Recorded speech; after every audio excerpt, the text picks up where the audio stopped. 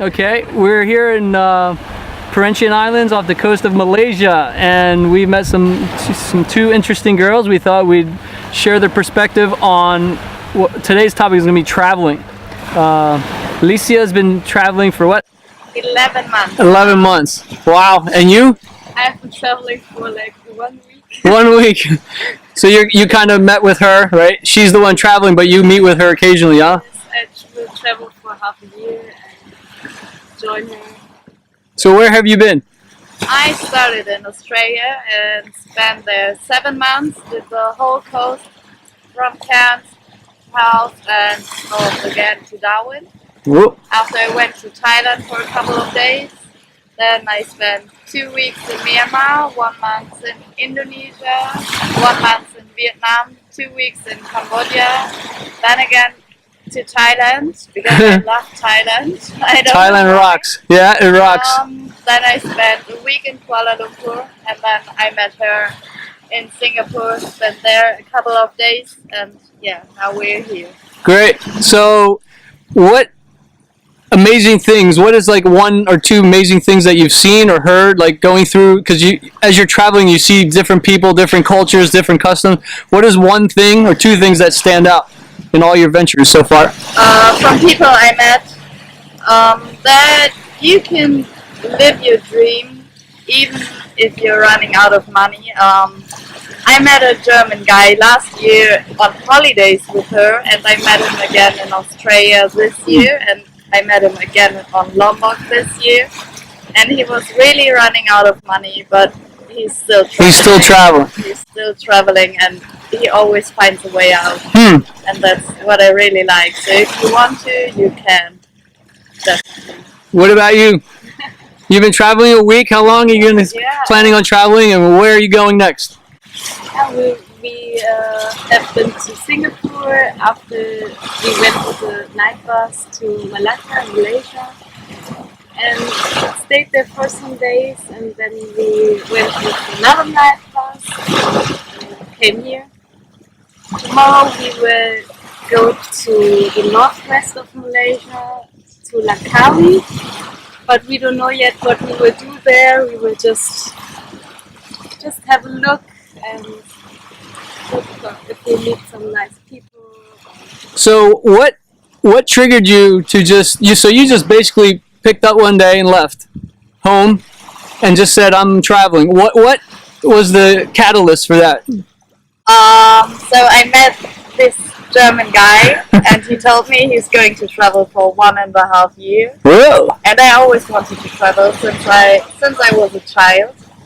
And we planned to do it together. And when I came back from these holidays, I was like, okay, I need to leave now.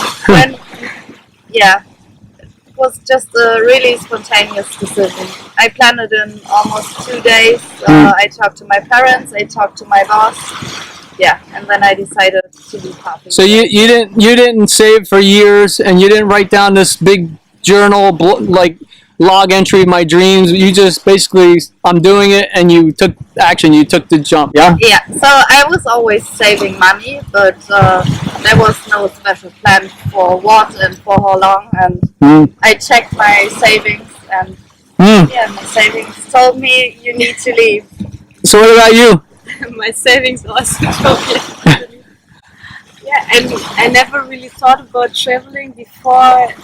In 2015, we both went to Thailand for the first time, and it was so different from Europe. It was the first country we visited out of Europe, and we just knew we had to go there for another time.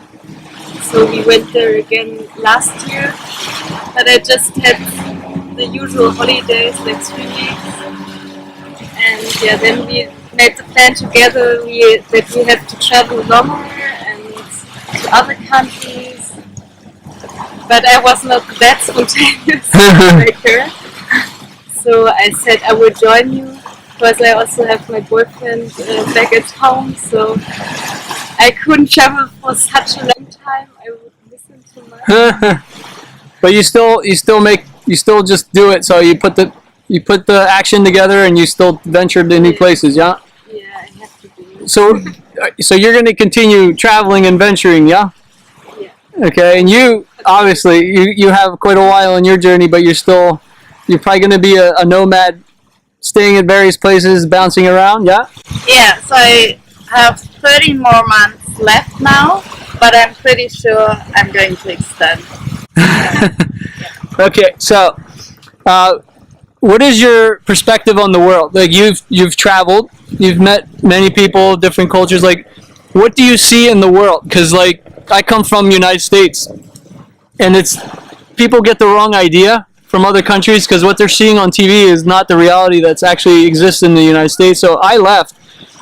I literally have had enough of just working and having to earn money just to pay my exuberant living expenses. My rent was high, cost of living was high. So I was like, one day it dawned upon me when I tallied up how much rent money I spent in 3 years in Scottsdale, Arizona. It was $45,000 in 3 years just for rent. That didn't include other expenses. That didn't. Okay, so and I'm like, finally a light bulb went on and said, for $45,000, I could probably travel realistically for 5 to 8 years. And what was drawing me was Thailand, Asia, because I had heard people, it's amazing, but not only is it amazing, it's low cost to travel and to live, and as far as lodging. And so I that number kind of struck with me. $45,000 in 3 years in the U.S., and I could go and actually have a good time traveling. So that was when I was like, you know what? I'm done. I'm not doing this game anymore. And when you live in the U.S., you see a different perspective than what's being portrayed on the news. But so I just literally made the decision, kind of like you. And I think what happens with a lot of people is because I did this for years. I kept researching Thailand and beaches and wanting to go, and I kept saying next year, and I'm going to save money, I'm going to make this plan. And guess what? Next year would come, and it would never happen until I finally had enough and said, I'm not being on the hamster wheel anymore. I'm going to just take action and do it. And that's when everything started coming together. I booked my ticket, and everything just flowed. So, what would be like your perspective, or what would you offer people out there? They're watching this. There's many people who want to do what you're doing. What would you tell them? Because for me and for many others, fear sets in sometimes, and you don't know how you're going to do it. How am I going to afford traveling? Where am I going to stay? All these thoughts come to mind. So what would you tell someone? Because you've lived it, and I'm on my journey here for 3 months, and I'm going to continue. But what is one golden nugget? What would you share with someone if they're thinking about traveling and they're tired of the rat race of just sitting at home and being bored, or just basically working all the time? What would you tell someone if they say, oh, I can't afford it, or I don't have time, or I can't do it? So to be honest, I made my decision and I had no idea what I'm going to do. I just planned and booked my flight to Cairns, and I arrived there and was sitting there. Yeah, okay, what am I going to do now? And then I moved around, walked through the city, and met some nice people. And I traveled with them for 7 weeks. So I think you don't have to plan much when you want to travel. You should just leave and enjoy, see what's happening. And planning is sometimes way too much. And if you don't like it, you always can go back home. Yeah, what I say is your dreams only come true when you act on them. Yeah. Most people keep dreaming and fantasizing, but they never act. So totally. What about you? What would you tell someone? They're sitting at home, they're tired of the rat race, they're tired of work, they want to travel, they want to live the life, so what would you tell them? I would say just do it. Just do it. Just follow your dreams and what you like to do. Don't wait for so long. Awesome. That's what my friend said, what my boyfriend told me. So you've encountered a lot of people, especially you, on your journey. And though you've grown up, you lived in Germany. When you travel, do you notice a difference within the people, kind of like where you travel? And this is going to include kind of their lifestyle, their mindset, their general philosophies. Cultures change, yes, but do you see a difference in mindset as you travel? I noticed that the people I met here in Asia, they are more open-minded. They go to the other people and talk to them, and yeah, everybody is in a good mood. So yeah, it's a lot different from Germany. Yeah. Yeah, especially in Australia, I recognize and I can tell from people who went back home from Australia back to Germany, the people are very nice over there. So it's, if a backpacker is standing on the street looking on Google Maps, there will come someone and ask you, "Oh, are you lost? Can we help you?" And a friend of mine went to a small town and she didn't know that there's no hostel and she was totally lost. And then she went to the information center and they said, yeah, there's a campground, but she didn't have a tent. And so a family came, past them and they told her, yeah, you can just stay at our place. And she could stay there for 3 days, 3 nights, had food, had a nice place. They showed her around, and yeah, it's different. And everyone who went back home to Germany was like, "Oh no, no more nice people, friendly people," and yeah. Yeah, so with that, a lot of people say they kind of lost hope with humanity and that we've become so individualized and kind of selfish. So, do you find that there is still hope in humanity through your travels? Have you kind of expanded your horizon with that at all? It's a difficult question.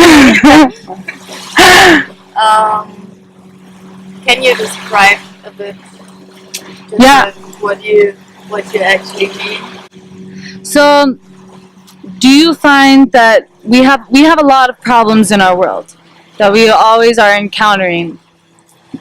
Some people are saying that it's hopeless, that we're heading towards self-destruction as humans. We're self-destructing ourselves.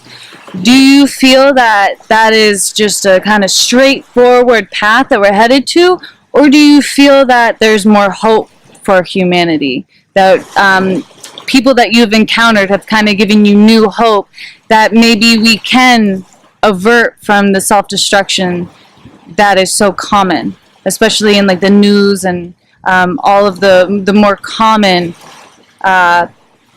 views of where humanity is going.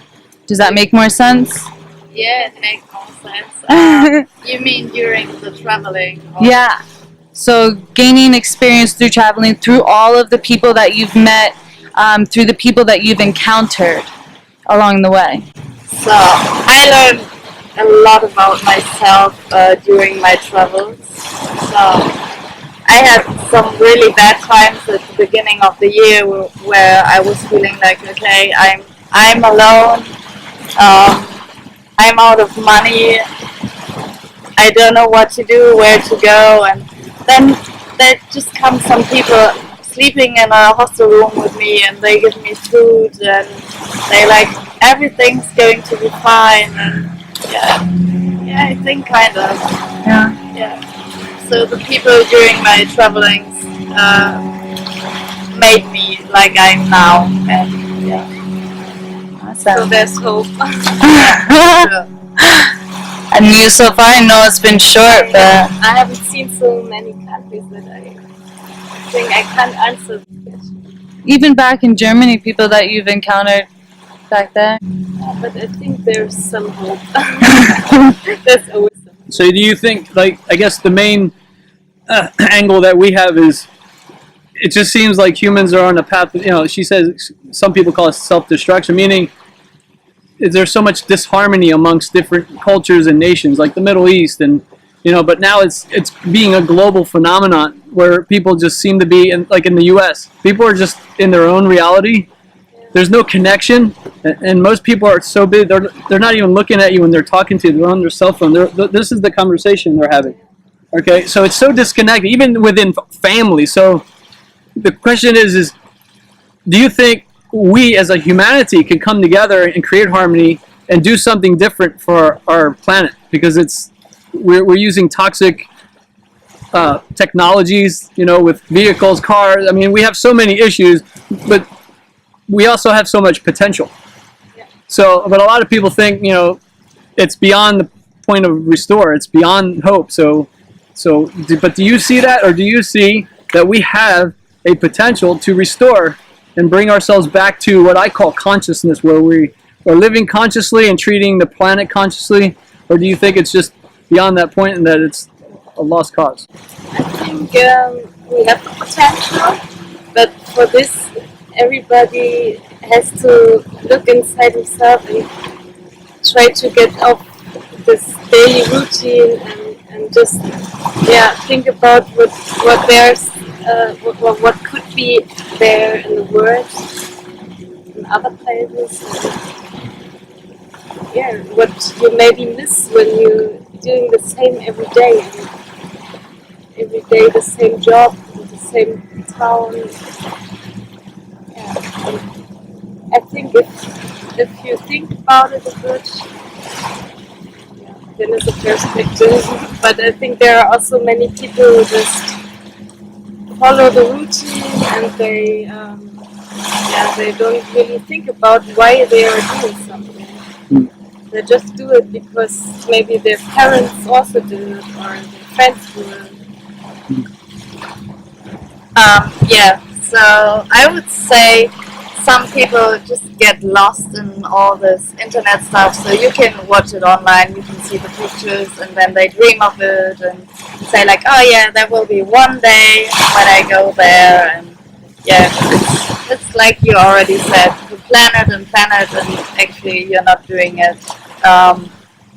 And for the example you gave for the mobile phones, that's not going to be changed during the travelings.